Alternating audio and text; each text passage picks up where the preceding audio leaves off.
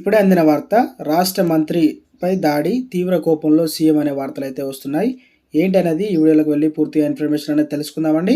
ముందే వీడియో చూస్తున్న ప్రతి ఒక్కరు కూడా వీడియోని లైక్ చేయండి. చాలామంది వీడియో చూస్తున్నారు కానీ సబ్స్క్రైబ్ అయితే చేసుకోవడం లేదండి.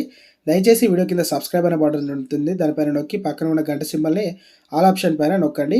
ఇక వివరాలు కనుక వెళ్ళినట్లయితే, తమ డిమాండ్లను పరిష్కరించాలని కోరుతూ కొన్ని రోజులుగా సమ్మె చేస్తున్న సమగ్ర శిక్ష అభియాన్ ఉద్యోగులు మంగళవారం విజయనగరంలో మంత్రి బొత్స నారాయణ ఇంటి ముందటి యత్నించారు. ఉదయం 11 గంటలకు కలెక్టరేట్ నుంచి ర్యాలీగా బయలుదేరి మంత్రి ఇల్లును ఉన్న కొరాడ వీధికి చేరుకున్నారు.